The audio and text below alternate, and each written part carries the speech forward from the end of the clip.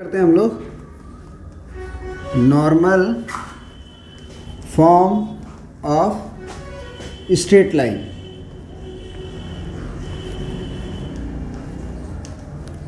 इससे समझ लो कि आईआईटीज़ में भी क्वेश्चंस आया करते हैं। कोऑर्डिनेट से बहुत ज़्यादा क्वेश्चन आईआईटीज़ में भी आते हैं, है ना। तो normal form of a straight line क्या है नॉर्मल फॉर्म? तो इसमें क्या दिया रहेगा कि एक स्ट्रेट लाइन ऐसा होगा जो ओरिजिन से p डिस्टेंस पे होगा और जो परपेंडिकुलर है वो positive direction of x axis से एंटी क्लॉकवाइज डायरेक्शन में अल्फा एंगल बनाएगा। तो इस तरह का बहुत सारा लाइन हो सकता है जिसका ओरिजिन से परपेंडिकुलर डिस्टेंस दिया हो और पॉजिटिव x एक्सिस के डायरेक्शन से एंटी क्लॉकवाइज डायरेक्शन में अल्फा एंगल बनाए। ये भी हो सकता है। इसका इक्वेशन बताइए, इसका इक्वेशन बताइए। या फिर ये भी हो सकता है, हाँ बोलिए। तो हम ये बोल रहे थे कि इस स्ट्रेट लाइन का इक्वेशन निकालिए जो ओरिजिन से परपेंडिकुलर डिस्टेंस p हो और परपेंडिकुलर का एंगल जो है positive direction of x axis से अल्फा हो। तो ये इसका इक्वेशन निकालना है, इसका नहीं। फिर ये भी हो सकता है कि ओरिजिन से परपेंडिकुलर डिस्टेंस थर्ड क्वाड्रेंट में हो, क्योंकि स्ट्रेट लाइन यहाँ भी हो सकता है p डिस्टेंस पे, लेकिन अल्फा एंगल जो दिया रहेगा वो कहाँ से दिया रहेगा? Positive direction of x axis से ही दिया रहेगा। ध्यान रखिएगा इस बात का।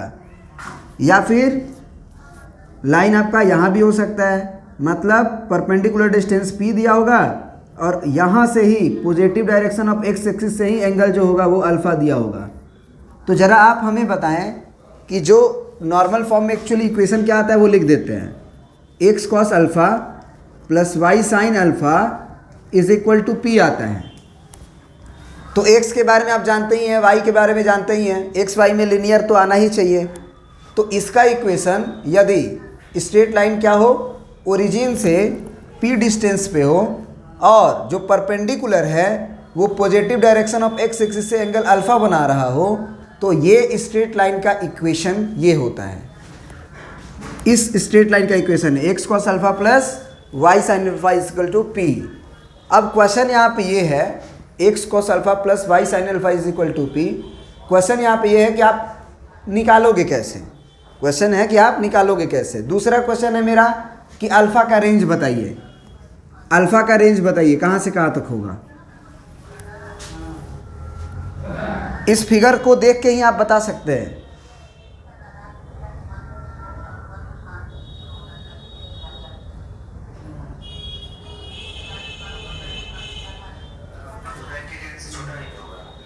अल्फ़ा 90 डिग्री से छोटा कैसे हो सकता है? यहाँ पे अल्फ़ा 90 डिग्री है से कम है, यहाँ पे अल्फ़ा तुम्हें नहीं दिख रहा है 90 डिग्री से ज़्यादा है। नहीं नहीं, पूरा के केस में बोल रहे हैं। अल्फ़ा का रेंज पूछ रहे हैं, ये नहीं कि इसमें केवल पूछ रहे हैं। हम पूरा अल्फ़ा, कोई भी क्वेश्चन हो, अल्फ़ा का वैल्यू कहाँ से कहाँ तक जा सकता है। नहीं, ये 180 से ज़्यादा है, ये 180 से ज़्यादा है। ये सब छोटी छोटी बातें होती है जो पकड़नी पड़ती है। अल्फ़ा का रेंज जो है वो 0 क्लोज से लेके 2 पाई ओपन तक जाएगा। 2 पाई ओपन का मतलब 360 डिग्री से पहले तक, क्योंकि जैसे ही फिर 360 डिग्री पूरा होगा तो अल्फ़ा का वैल्यू 0 डिग्री हो जाएगा। तो ये याद रखिएगा कि ये this is not a slope angle. कुछ लोग समझ लेते हैं कि इस स्ट्रेट लाइन का स्लोप है अल्फ़ा, स्लोप एंगल है अल्फ़ा। स्लोप एंगल अल्फ़ा नहीं है। स्लोप तो क्या, कैसे डिफाइन किया जाता है उस स्ट्रेट लाइन का? कोई भी स्ट्रेट लाइन है तो x एक्सिस से इंटरसेक्ट जहाँ करता है वहाँ से आप राइट साइड बढ़िए और वहाँ से एंटी क्लॉकवाइज डायरेक्शन में लिया गया एंगल का tan। तो स्लोप एंगल तो ये हुआ। तो ऑफ कोर्स ये अल्फ़ा के तो बराबर है नहीं। हाँ, ये कह सकते हो कि स्लोप एंगल क्या हो जाएगा हमारा, अगर इस केस में, इस पार्टिकुलर केस में बात करें तब 90 डिग्री ये है और अल्फ़ा ये है और ये ट्रायंगल में अगर देखा जाए तो this is the exterior angle. तो एक्सटीरियर एंगल जो होता है सम ऑफ अपोजिट इंटीरियर एंगल के बराबर होता है ना। तो ये जो है स्लोप एंगल अगर थीटा मान रहे हो तो ये थीटा का वैल्यू आपका अल्फा प्लस 90 डिग्री होगा, मतलब 90 degree minus 90 degree plus alpha होगा। ये याद रखिएगा, स्लोप एंगल ये है आपका 90 डिग्री और प्लस अल्फा। तो अगर हम पूछे कि m क्या होगा तो m का मतलब tan थीटा होता है, तो tan ऑफ थीटा के जगह पे आप 90 प्लस अल्फा रखोगे तो ये कितना हो जाएगा इसका स्लोप माइनस कॉट अल्फा, क्योंकि tan 90 प्लस अल्फा माइनस का कॉट अल्फा होगा, क्योंकि सेकेंड क्वाड्रेंट में जा रहे हो और सेकेंड क्वाड्रेंट में tan पॉजिटिव नहीं निगेटिव होता है और 90 डिग्री है तो tan का कॉट भी होगा।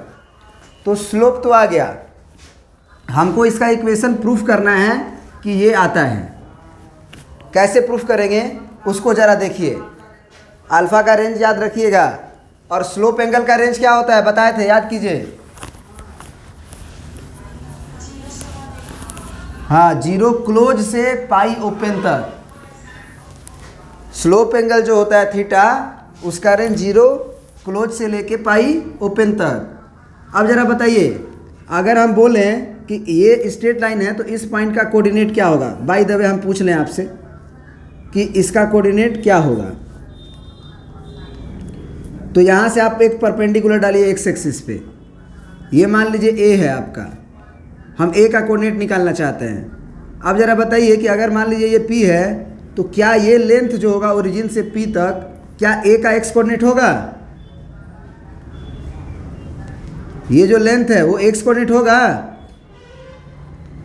इसको हम x1 बोल सकते हैं। ये जो लेंथ है हमारा इसको हम y कोऑर्डिनेट बोल सकते हैं y1। तो अगर ये p दिया हुआ है ओरिजिन से परपेंडिकुलर डिस्टेंस p और ये अल्फ़ा, तो फिजिक्स में पढ़े होंगे कि ये कंपोनेंट r cos थीटा और ये कंपोनेंट जो परपेंडिकुलर होता है r sin थीटा होता है ना। तो p cos अल्फ़ा हो जाएगा x कोऑर्डिनेट और p sin अल्फ़ा हो जाएगा y कोऑर्डिनेट। तो x1 y1 का जो वैल्यू है वो यहाँ पे हम लिख सकते हैं, बोलिए।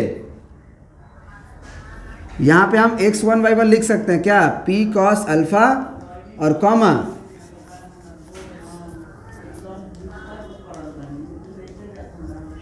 p sin alpha. अब ये अगर तुम्हें नहीं समझ में आता है तो आप इसी में cos अल्फ़ा लेके देख सकते हो। cos अल्फ़ा क्या होगा, बेस बाई हाइपोटेनस। तो बेस का वैल्यू तुम्हारा x1 मानोगे और हाइपोटेनस तुम्हारा ये है p। तो x1 का वैल्यू दिख गया, p cos अल्फ़ा आया। उसी तरह से साइन अल्फ़ा अगर लोगे तो साइन अल्फ़ा का वैल्यू परपेंडिकुलर बाई हाइपोटेनस होता है। तो साइन अल्फ़ा अल्फ़ा के लिए परपेंडिकुलर y1 है और डिवाइडेड बाई p। तो y1 का वैल्यू क्या आ गया, p साइन अल्फ़ा। तो इसी तरह से बोला जाता है कि ये कंपोनेंट होता है, ऐसे निकलता है। तो आई होप कि ये चीज़ तो समझ गए होगे। अब अगर हमको एक स्ट्रेट लाइन पे x1 y1 पता चल गया, मतलब एक पॉइंट पता चल गया और उसका स्लोप पता चल गया, ये स्लोप है, तो क्या हम उस स्ट्रेट लाइन का equation y minus y1 is equal to m times of x minus x1 लिख सकते हैं। तो y माइनस y1 के जगह पे हम डालेंगे p साइन अल्फ़ा, क्योंकि ये मेरा y1 है। तो y minus p sine alpha is equal to m का मतलब minus cot alpha into x minus x1 p sine alpha. ये मत कहना कि स्लोप तो सर टेन थीटा होता है, आप कॉट अल्फ़ा लिख रहे हैं। टेन ही थीटा लिखे हैं क्योंकि ये थीटा है ना, और ये जब थीटा है तो इसका जब हम टेन लेंगे तो टेन थीटा यानी कि टेन 90 प्लस अल्फ़ा वो कैलकुलेट होके आया है माइनस कॉट अल्फ़ा। तो उसमें मेरा क्या दोष है, हम तो टेन थीटा ही लिखे हैं। अब जरा माइनस कॉट अल्फ़ा का फॉर्मूला लिखिए आप, cos alpha upon sine alpha into x minus P sine alpha. अब अंदर मल्टीप्लाई करते हैं या इस साइन अल्फ़ा को इधर मल्टीप्लाई करते हैं, तो y into sine alpha minus P into sine square alpha. फिर कॉस अल्फ़ा का मल्टीप्लाई करेंगे माइनस के साथ, तो minus X into cos alpha, minus minus plus, और P sine alpha cos alpha होगा ना। कि ये गलती लिखे हैं, ये गलती लिखे हैं सर, ये गलती लिखे हैं। एक्स माइनस एक्स वन होता है तो पी कॉस अल्फ़ा होगा। कल भी गलती ये हुआ था शायद। ये कॉस स्क्वायर अल्फ़ा हो जाएगा, इससे मल्टीप्लाई होगा। तो अब एक काम करिए, पी साइन स्क्वायर अल्फ़ा को उधर भेज दीजिए और एक्स का कॉस अल्फ़ा को लेफ्ट हैंड साइड में लेके आइए, तो एक्स कॉस अल्फ़ा प्लस में हो जाएगा। अब पहले से वाई साइन अल्फ़ा प्लस में है, और अगर उधर हम भेजते हैं पी साइन स्क्वायर अल्फ़ा तो माइनस से प्लस में जाएगा, और पहले से विराजमान है हमारा पी कॉस स्क्वायर अल्फ़ा। तो अब ज़रा बताइए कि क्या हम यहाँ पी कॉमन ले लेंगे तो अंदर sign square alpha plus cos square alpha बचेगा, और उसे हम 1 लिख सकते हैं। मतलब कि x cos alpha plus y sine alpha is equal to p. क्या प्रूफ हो गया उस स्ट्रेट लाइन का इक्वेशन? बात समझ में आया? अब हमारी बात को आप समझिएगा कि एक क्वेश्चन देते हैं, उसको सबसे पहले आपको नॉर्मल फॉर्म में बदलना है, या फिर आपको सिंपल हम पूछेंगे आपसे कि भाई इसमें ओरिजिन से परपेंडिकुलर डिस्टेंस कितना होगा, फिर बोलेंगे कि जो अल्फ़ा एंगल है वो बताइए, है ना, वो बताइए। इसको मिटा सकते हैं दिव्या?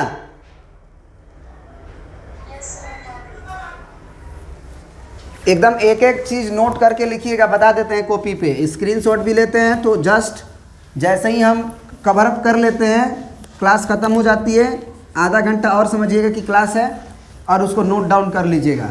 बहुत ज़रूरी चीज़ है, नोट्स बहुत काम आता है, अगर अच्छा है तो। बुरा है तो कोई दिक्कत नहीं है, अब रखो चाहे ना रखो। अब हम मान लीजिए कि एक क्वेश्चन दिया आपको 2x प्लस, चलिए साधारण सा देते हैं पहले, 3x प्लस या 3x प्लस 4y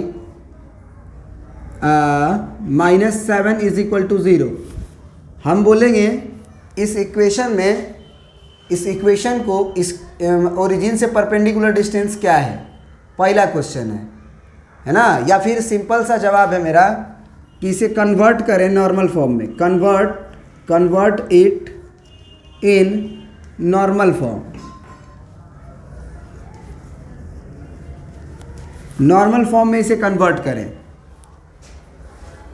कीजिए ज़रा आप, तब तक हम आपका बुक लेके आते हैं। देखिए, अगर हम इसमें परपेंडिकुलर डिस्टेंस पूछें कि ओरिजिन से जो परपेंडिकुलर डिस्टेंस है वो क्या है, तो आप जस्ट आप इसको कंपेयर करोगे कि हमारा पुराना वाला equation x cos alpha plus y sine alpha is equal to p था। मतलब एक्स का जो कोफिशिएंट था वो कॉस अल्फ़ा था, वाई का जो कोफिशिएंट था वो साइन अल्फ़ा था, और जो RHS में था, मतलब एक्स और वाई से जो फ्री था वो पी था। तो आप ये बोलोगे कि 3x plus 4y is equal to 7, तो बोलोगे आप कि कॉस अल्फ़ा बराबर 3 है, साइन अल्फ़ा बराबर 4 है, और p बराबर आपका 7 है। यही बोलोगे ना? बोलो। तो ज़रा आप हमें बताएं कि कौन सा बुक में आपको पढ़ाया गया है कि कॉस अल्फ़ा का वैल्यू 3 हो सकता है, और कौन सा बुक में आपको पढ़ाया गया है कि साइन अल्फ़ा का वैल्यू 4 भी हो सकता है। क्या साइन अल्फ़ा और कॉस अल्फ़ा का वैल्यू कभी भी 1 से ज़्यादा हो सकता है? तो इसका मतलब आप कुछ गलत कर रहे हैं, आप इसको कन्वर्ट नहीं कर पा रहे नॉर्मल फॉर्म में। याद रखिएगा कि अगर ये कॉस अल्फ़ा और ये साइन अल्फ़ा है तो दोनों का स्क्वायर का सम 1 होना चाहिए। मतलब cos square alpha plus sign square alpha जब करेंगे तो 1 आना चाहिए। ये आएगा क्या? आएगा कभी? नहीं आएगा, बिल्कुल नहीं आएगा। तो इसका मतलब ये जो, हाँ बोलिए।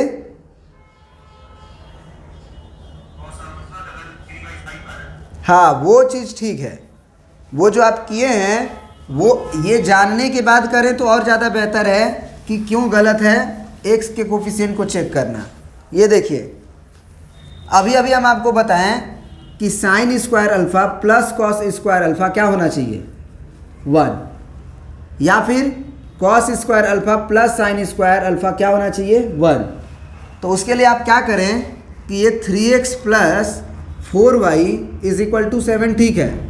अब आप क्या करें, एक चीज़ याद करें कि ये जो 3 है और ये 4 है, ये अगर आप साइन अल्फ़ा कॉस अल्फ़ा समझते हैं तो x का कोफिशिएंट कॉस अल्फ़ा की तरह वर्क करता है कि नहीं करता है। तो एक ट्रायंगल बना लीजिए जिसमें एंगल अल्फ़ा है और कॉस अल्फ़ा है, तो ये क्या होना चाहिए 3, और ये साइन अल्फ़ा की तरह वर्क करेगा। तो साइन अल्फ़ा में परपेंडिकुलर बाई हाइपोटेनस होता है, बोलिए। तो इसको 4 बना लीजिए। अब ये कितना हो जाएगा हाइपोटेनस, √3 स्क्वायर प्लस 4 स्क्वायर यानी कि 5 आएगा, बोलिए। तो आप दोनों तरफ सबसे पहले 5 से डिवाइड कीजिए, मतलब 3x/5 plus 4y/5 is equal to 7/5। अब अगर x इंटू 3/5 लिखें प्लस y इंटू 4/5 लिखें और इज इक्वल टू 7/5 लिखें, तो ये जो कहलाएगा आपका कॉस अल्फ़ा कहलाएगा और ये जो होगा वो साइन अल्फ़ा कहलाएगा। क्यों? क्योंकि अब जो है आप करके देखें, अब आप cos square alpha plus sign square alpha करके देखें, 1 आएगा, बिल्कुल आएगा 1। आ रहा है कि नहीं आ रहा है बताइए?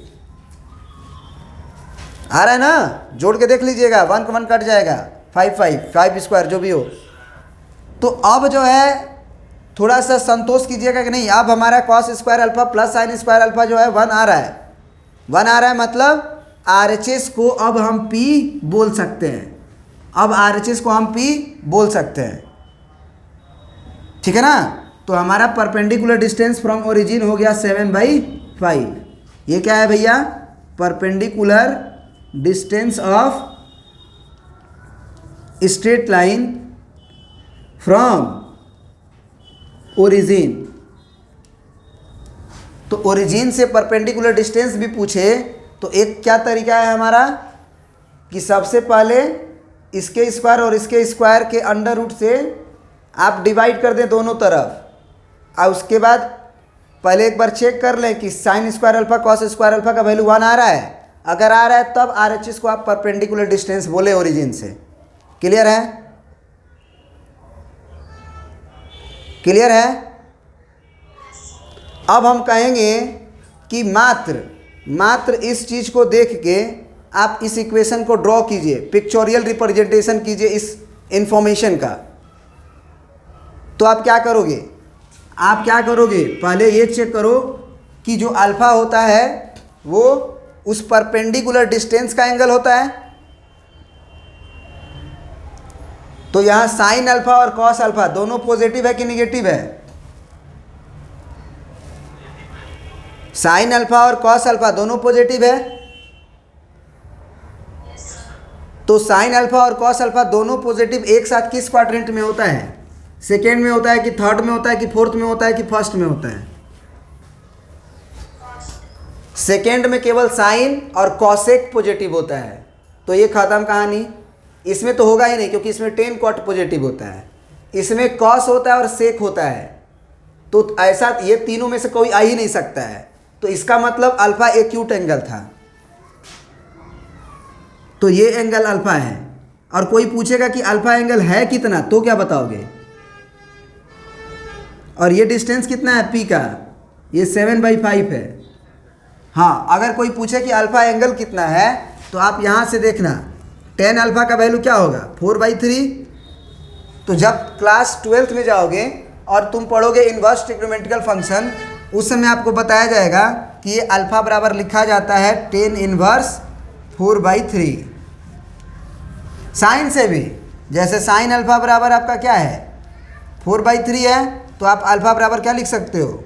Sine inverse 4/3।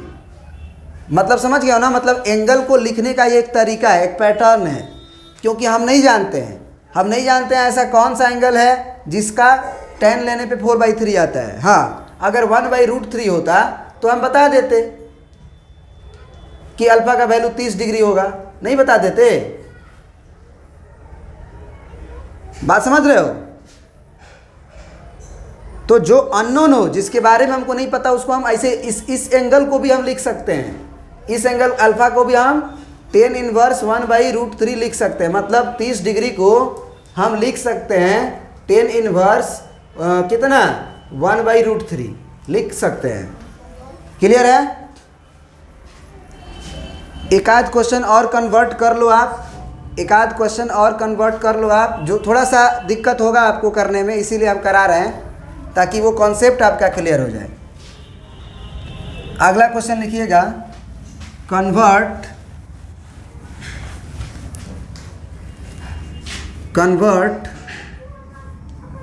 In normal form.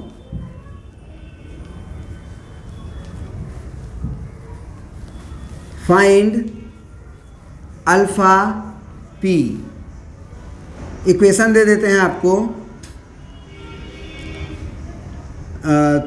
3x minus 7y minus plus 8 is equal to 0। 3x minus 7y plus 8 is equal to 0। इस इक्वेशन को आपको नॉर्मल फॉर्म में बदलना है और p बताना है और अल्फ़ा बताना है। ट्राई कीजिए तो।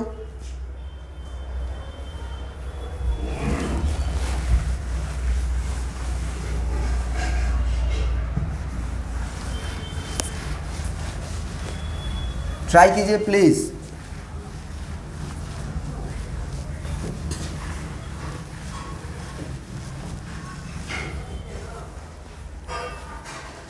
सोचिए। देखो, सबसे पहले आप नॉर्मल फॉर्म को लिख लिया करो। लिख लोगे तो थोड़ा सा हेल्प मिल जाएगा। x cos alpha plus y sine alpha बराबर p, मतलब कांस्टेंट टर्म RHS में होना चाहिए। तो ये कांस्टेंट टर्म 8 जो है वो LHS में है, तो ये 3x minus 7y is equal to -8 होगा। अब जो RHS में है वो परपेंडिकुलर डिस्टेंस होता है, पता है ना? पता है ना? क्या वो नेगेटिव हो सकता है? अगर आप गलती से एक ट्रायंगल बनाते हो और बोलते हो कि सर ये एंगल अल्फा है, एक्स का कोफिशिएंट कॉस अल्फा के जैसा होता है, अल्फा लिखे नहीं है, बस याद रखना, समझाने के लिए लिख रहे हैं, और ये माइनस साइन अल्फा है, तो ये साइन अल्फा है हमारा। तो मतलब आप नेगेटिव को तो बस भूल ही जाइए, आप अपने दिमाग में रखिएगा कि किस क्वाड्रेंट में एंगल जाएगा, बस आप पॉजिटिव ही याद रखिए। तो अल्फ़ा ये हो गया 3 और ये हो गया आपका 7, तो ये हो जाएगा आपका 3 स्क्वायर प्लस 7 स्क्वायर। अलग से निकालते हैं, 49 प्लस 9 कितना होगा जी? 58 को करिएगा तो कुछ होगा क्या बाहर? 2 दूना के 4, 2 9 18, बाहर कहाँ होगा जी कुछ भी? तुम तो बाहर कर रहे थे। तो ये हो गया आपका √58। अब सुनो, गलती मतलब जो बच्चे गलती करते हैं वो बता रहे हैं, क्योंकि वो भी आप भी गलती कर सकते हो।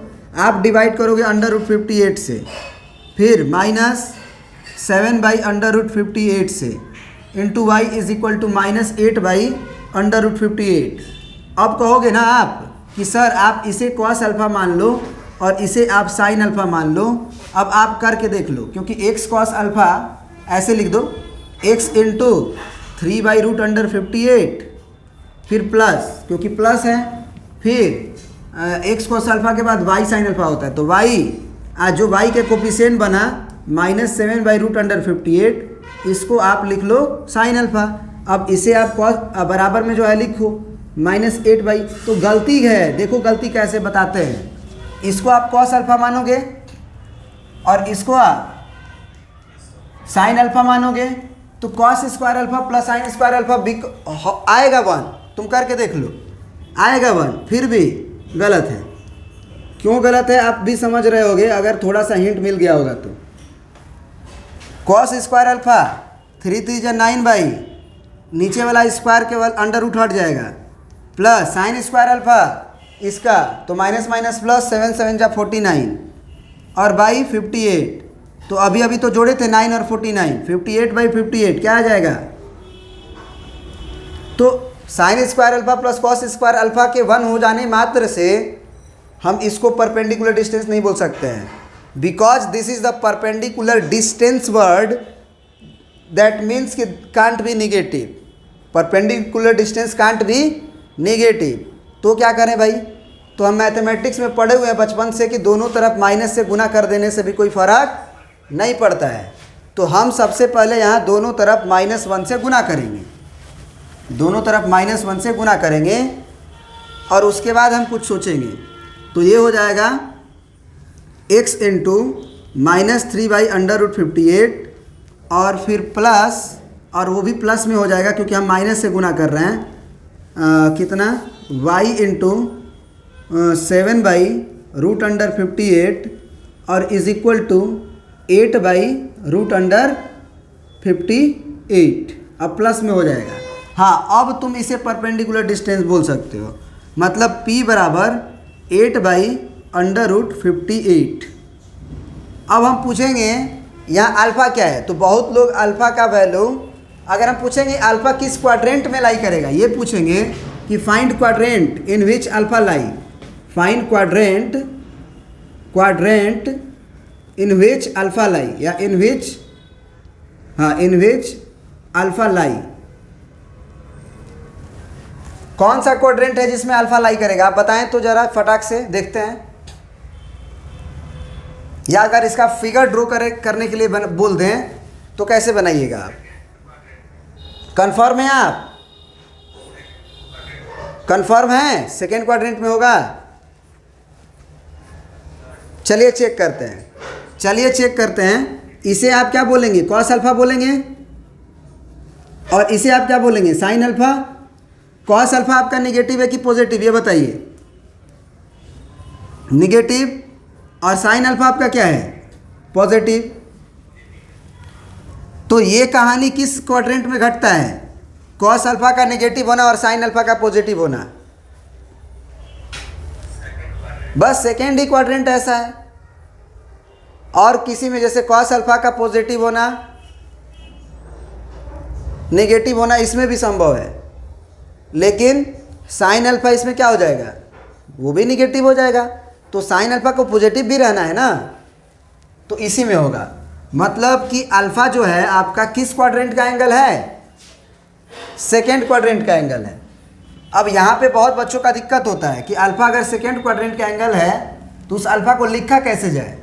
ट्रायंगल में तो हम यहाँ पे टेन अल्फा अगर लिखना चाहें, टेन अल्फा, तो वो 7/3 लिखाएगा। तो अल्फा बराबर आप लिख दोगे टेन इनवर्स 7/3। तो ये तो डिसाइड, ये तो फर्स्ट क्वाड्रेंट का एंगल हो जाएगा, लेकिन अल्फ़ा आपको लिखना है तो सेकेंड क्वाड्रेंट में अल्फ़ा को लिखने आपको ट्रिग्नोमेट्री में बताया गया होगा। कैसे? ये पाई होता है ना, ये पाई होता है ना। तो सेकेंड क्वाड्रेंट में अगर अल्फ़ा लिखना है आपको तो पाई माइनस थीटा लिखते हो कि नहीं लिखते हो? फर्स्ट क्वाड्रेंट में थीटा लिखते हो, सेकेंड क्वाड्रेंट में पाई माइनस थीटा लिखते हो। तो यहाँ पे जो अल्फ़ा का वैल्यू लिखोगे, अगर हम पूछेंगे कि अल्फ़ा क्या है, तुम्हारा वाला अल्फ़ा, ये तो यहाँ से मैथमेटिकल निकल रहा है, ये मैथमेटिकल निकल रहा है, इसमें नेगेटिव पॉजिटिव नहीं आएगा। लेकिन तुम तो जानते हो कि हाँ अल्फ़ा मेरा सेकेंड क्वाड्रेंट का एंगल है, तो आप अल्फ़ा बराबर क्या लिखोगे? Pi minus alpha. ये अल्फ़ा अल्फ़ा काट मत देना, नहीं तो इसको अल्फ़ा डैश करा देंगे हम। तो पाई माइनस कितना हो जाएगा? Tan inverse 7/3, tan inverse 7/3। बात समझ में आया कि नहीं? नहीं समझ में आया तो हर क्वाड्रेंट में एंगल लिखने बता देते हैं, समझ लो। हर क्वाड्रेंट में एंगल, इसको मिटा सकते हैं? बोलिए।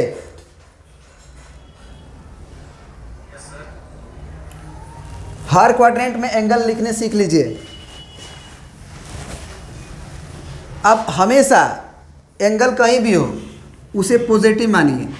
फर्स्ट क्वाड्रेंट में लिखना है अगर, तो डायरेक्ट जो एंगल है, एंगल बराबर थीटा लिख दें। सेकेंड क्वाड्रेंट में लिखना है अगर आपको, तो आप क्या करो कि ये थीटा जो है इसको यहाँ माना जाता है। देखो ये काट कूट किए ना। अब ये अगर ऊपर, अगर ज़रा सोचो, अगर ऊपर थीटा है तो उतना ही नीचे होगा तो कितना होगा, माइनस थीटा होगा। क्लियर है ना? अरे मैग्नीट्यूड वाइज तो होगा ना माइनस थीटा। मैंने जितना ऊपर घूमे हो प्लस थीटा है तो उतना ही नीचे जाते हो तो माइनस थीटा बोला जाता है, ट्रिग्नोमेट्री में बताया जाता है। तो अगर मैग्नीट्यूड वाइज पूछा जाए, क्योंकि आपका अल्फ़ा कभी भी माइनस थीटा नहीं हो सकता है, आपका अल्फ़ा कभी भी माइनस 30 डिग्री नहीं हो सकता है, क्योंकि अल्फ़ा का रेंज आपको पता है कि 0 से लेकर 360 तक जाता है। तो इसमें नेगेटिव का सवाल ही पैदा नहीं हुआ, नेगेटिव का सवाल ही पैदा नहीं हुआ। तो अगर आपका कभी माइनस 30 डिग्री हो तो आपको क्या करना पड़ेगा, आपको यहाँ से ये वाला एंगल बताना पड़ेगा। मतलब कि अगर ये 30 डिग्री हुआ तो भी आप अल्फ़ा क्या लिखोगे, 360 डिग्री और माइनस 30 डिग्री, क्योंकि ये 30 है ना, पूरा पूरा 360 होगा। तो जब पूरा 360 होगा उसमें से आपको 30 घटाना पड़ेगा, तो आपका एंगल कितना हो गया, 330 डिग्री। समझ रहे हो? अल्फ़ा का जो रेंज है वो समझो कि रेंज जो है 0 डिग्री से 360 डिग्री, माने पॉजिटिव है, तो नेगेटिव तो होगा नहीं। तो अगर ये एंगल है, हमको पता चल गया कि नहीं इधर वाला एंगल है, तो अल्फ़ा को लेते कैसे हैं, उधर से नहीं, एंटी क्लॉकवाइज डायरेक्शन में लाइन तक, परपेंडिकुलर लाइन तक, पॉजिटिव एक्स एक्सिस से एंटी क्लॉकवाइज में। तो आप देख लो।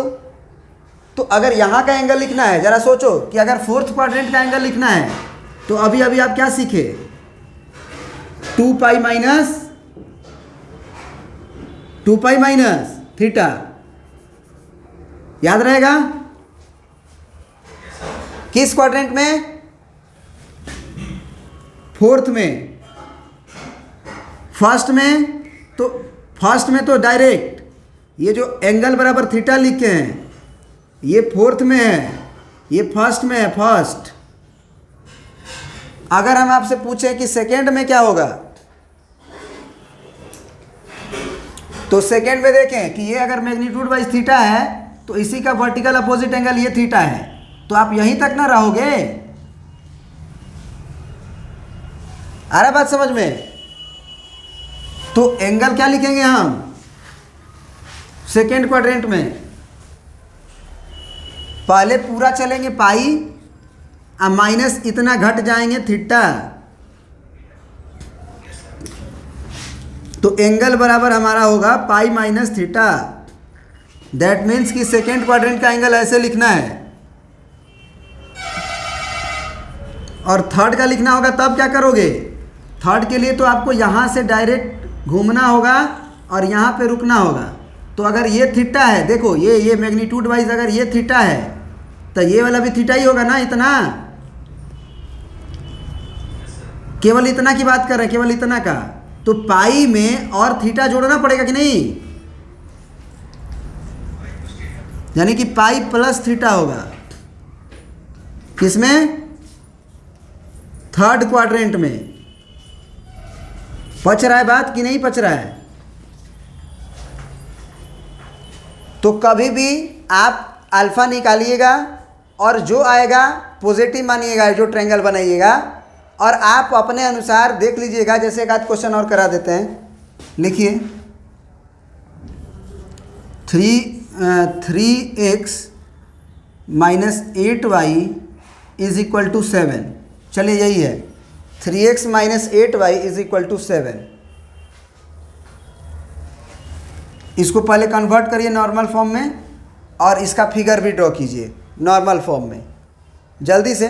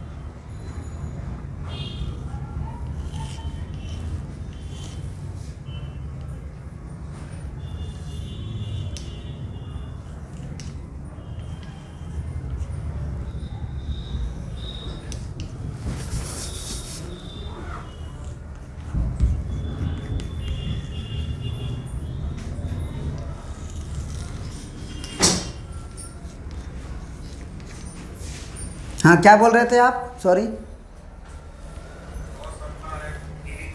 किस क्वाड्रेंट का एंगल है?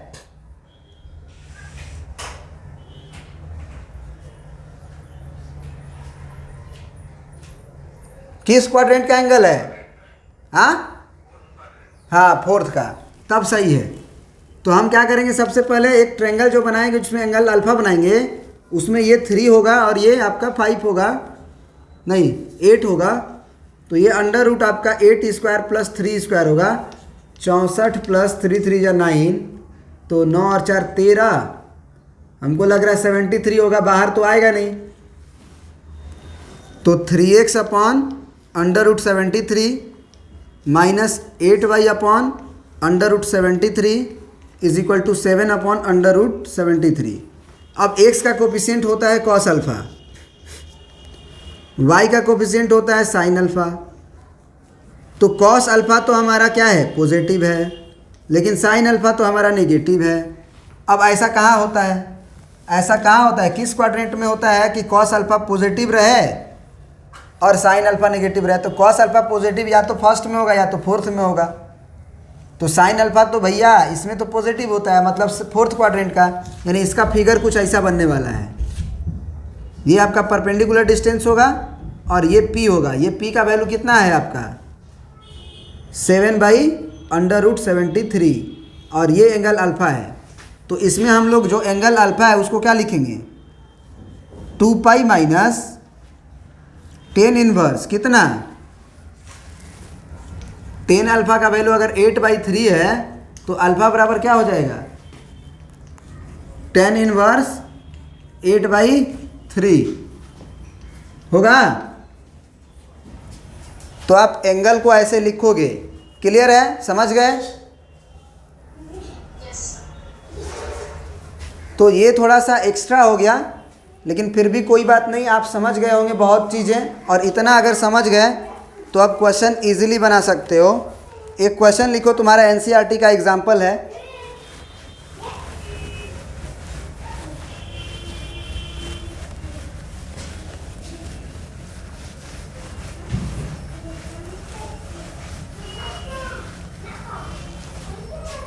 एनसीईआरटी का एग्जाम्पल है कि find the equation of line, find the equation of line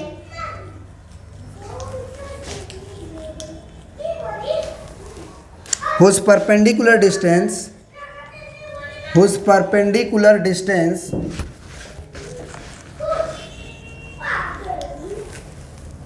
from origin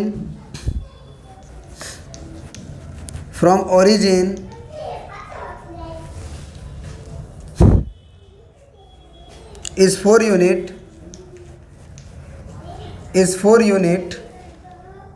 and angle which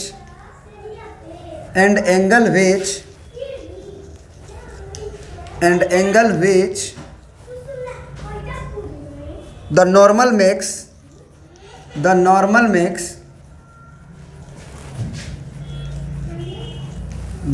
makes with positive direction of x-axis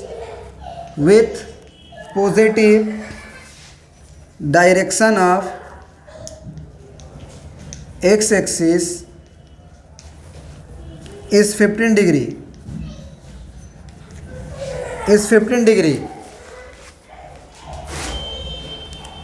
देखो क्या है, find the equation of line whose perpendicular distance from origin is 4 unit.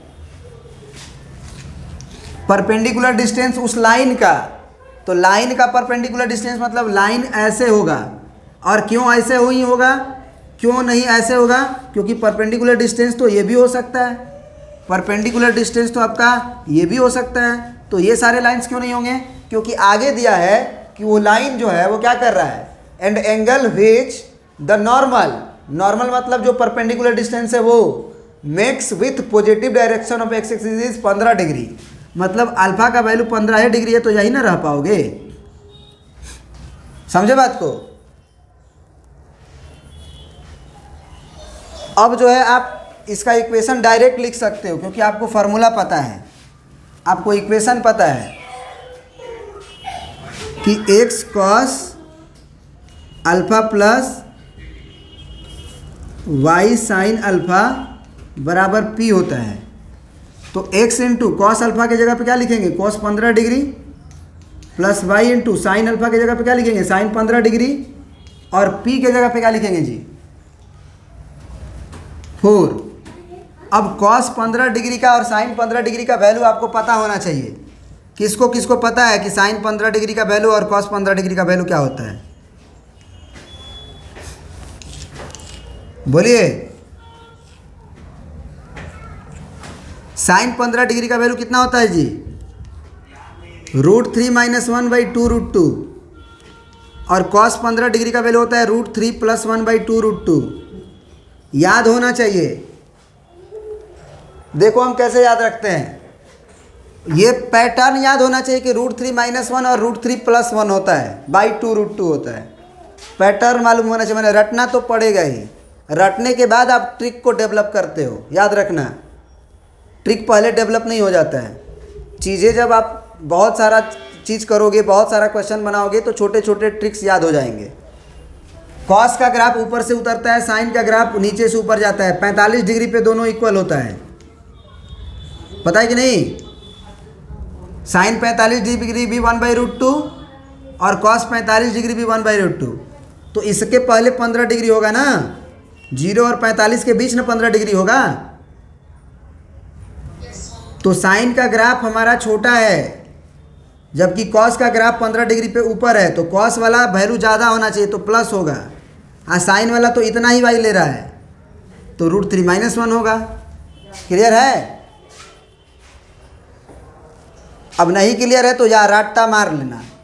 तो x into यहाँ पर क्या लिखोगे, √3 - 1/2√2 और plus y into, sorry पहला से ना होगा 15 में, साइन 15 में ना होगा √3 - 1। क्या है धीरे धीरे बोली, सही बात है ना जी। लोग बोल रहे हैं हमको धीरे धीरे बोलने के लिए, धीरे धीरे बोले जी। धीरे धीरे बोलेंगे तो सुनाई ही नहीं देगा।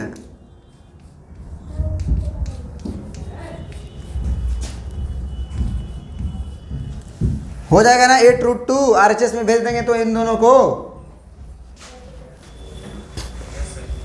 चलिए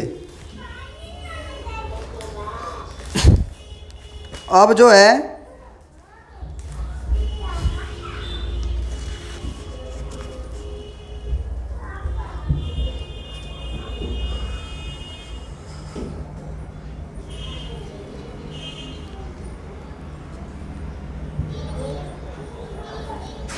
अब 10.2 का एक्सरसाइज 10.2 का कोई भी क्वेश्चन आप पूछें तो बढ़िया बढ़िया क्वेश्चन है। अब आप पूछोगे तो बहुत बढ़िया बढ़िया क्वेश्चन मिलेगा आपको। एक्सरसाइज 10.2 निकाल लीजिए और पूछिए। एक काम करो, पूछना है तो पूछ लो, नहीं तो फिर अगले क्लास में पूछो। बना लेना सब। देखो ईमानदारी से अगर बनाओगे ना तभी जाके आगे कुछ समझ में आएगा, क्योंकि जितना स्पीड में तुम सर्कल पढ़े हो और पैराबोला हाइपरबोला तुम देखोगे हमसे पढ़ के, तुम्हें समझ में आएगा, ठीक ना। तो इसीलिए घबराना नहीं है। जितना पढ़ेंगे अच्छे से पढ़ेंगे, नहीं तो नहीं पढ़ेंगे। No study no confusion. अधूरा ज्ञान रखने से कोई फ़ायदा नहीं है, वो भयंकर है, घातक है। अधूरा ज्ञान रखोगे वो घातक है, क्योंकि वो टाइम कंज्यूम कर लेगा एग्ज़ाम में। नहीं आएगा तो डायरेक्ट छोड़ोगे, जो आ रहा है उस पर टाइम दोगे ना। नहीं आ रहा है तो आप उस पर टाइम दो जो आता है आपको। आता भी है नहीं भी आता है, लेके बैठे हो तो ले गया आधा घंटा तुम्हारा। दूसरा क्वेश्चन जो आ रहा था वो भी गया तेल लेने। तो घातक है, अधूरा ज्ञान हर जगह घातक होता है। इसीलिए जो पढ़ो अच्छे से पढ़ो। तो आप जो है एनसीईआरटी का उम्मीद कर, हाँ बोलो, बोलिए।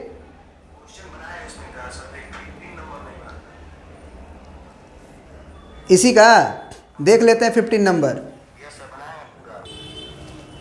इस क्वेश्चन में कह रहा है कि द परपेंडिकुलर फ्रॉम ओरिजिन। अरे हो गया हो गया हो गया, बहुत आसान क्वेश्चन है। आप कंफ्यूज हो गए होगे। ये आपका ओरिजिन है। कह रहा है कि the perpendicular from origin to अ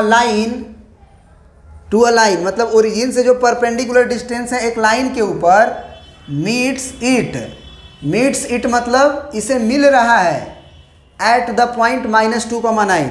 तो -2,9 कहाँ होता है, किस क्वाड्रेंट में? सेकेंड क्वाड्रेंट में। तो ये मान लीजिए -2, ये मान लीजिए 9, तो -2,9। तो ओरिजिन से जो परपेंडिकुलर है वो हमारे लाइन को कहाँ मीट कर रहा है?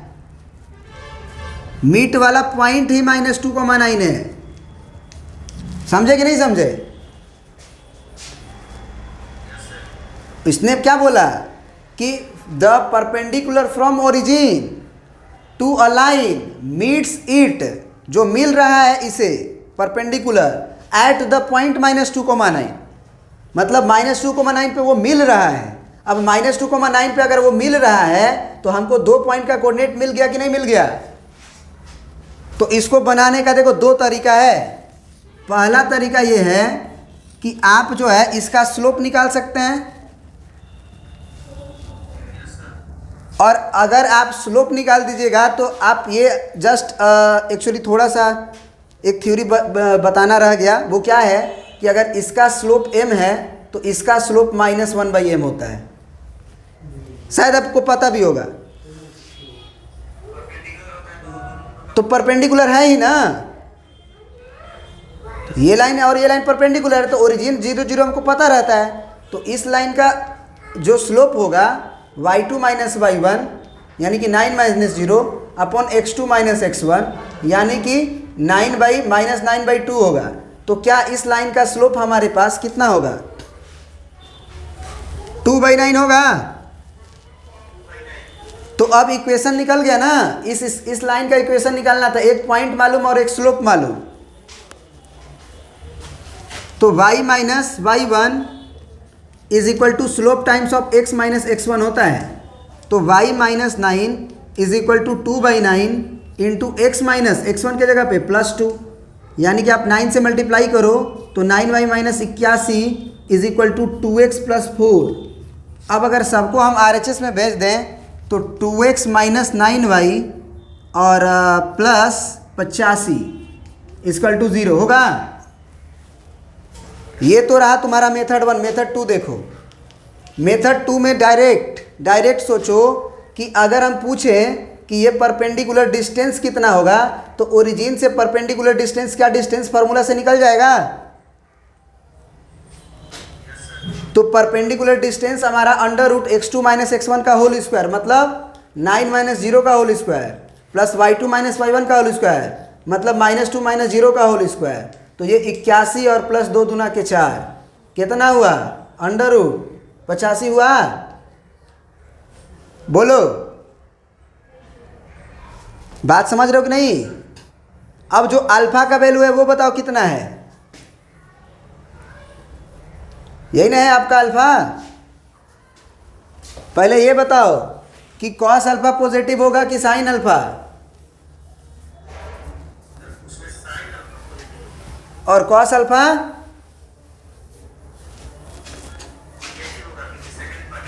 तो एक बात याद रखना कि ये जो आप स्लोप निकालते हो, ये जो थीटा होता है इस लाइन का, ये जो अल्फा है वही तो है।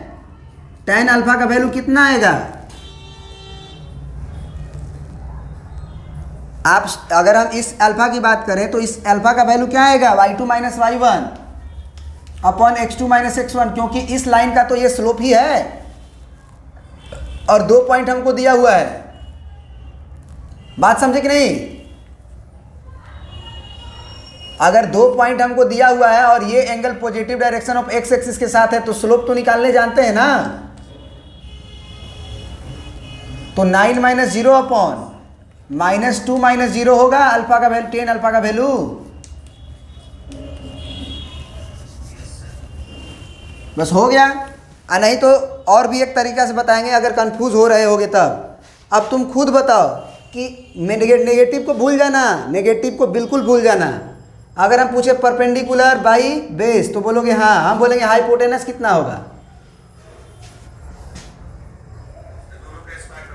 तो 81 और प्लस 2 दूना के 4 यानी कि अंडर रूट 85। अब हम पूछेंगे कि कॉस अल्फा कितना होगा, तो 2 अंडर रूट 85। तुमको पहले से पता है कि किस क्वाड्रेंट में हो, तो माइनस लगा दो। सोचना क्या है, साइन अल्फा बराबर परपेंडिकुलर बाई हाइपोटेनस, तो 9 अंडर रूट 85। इसमें लगाओगे नेगेटिव, नहीं लगाएंगे। अब इक्वेशन हम जानते हैं नॉर्मल फॉर्म में क्या होता है, एक्स कॉस अल्फा प्लस, तो लिखो एक्स कॉस अल्फा और प्लस वाई साइन अल्फा बराबर पी। तो एक्स के जगह पे एक्स, कॉस अल्फा के जगह पे माइनस, तो ये -2 under root 85 plus y sine alpha, तो वाई का वैल्यू हमारा वाई ही है, साइन अल्फा को हमको लिखना है 9 अंडर रूट 85 और बराबर पी के जगह पे आया हुआ है कितना, अंडर रूट 85। अब जरा देखो ये कितना आएगा, -2x और प्लस 9y बराबर 85 आएगा, बोलो। अब तुम देख लो, आ गया होगा, देख लो। पहले इक्वेशन कहीं लिखे थे, मिटा दिए हैं क्या, प्रिंट किए होगे, मिला लेना, वही इक्वेशन आएगा। अब देखो एक और तरीका से बता रहे हैं, मतलब नॉर्मल फॉर्म वाला अगर हम ये डिस्टेंस पूछे तो कितना बताओगे, ये डिस्टेंस बोलो, ये डिस्टेंस पूछे तो कितना बताओगे, वाई कोऑर्डिनेट बताओ ना।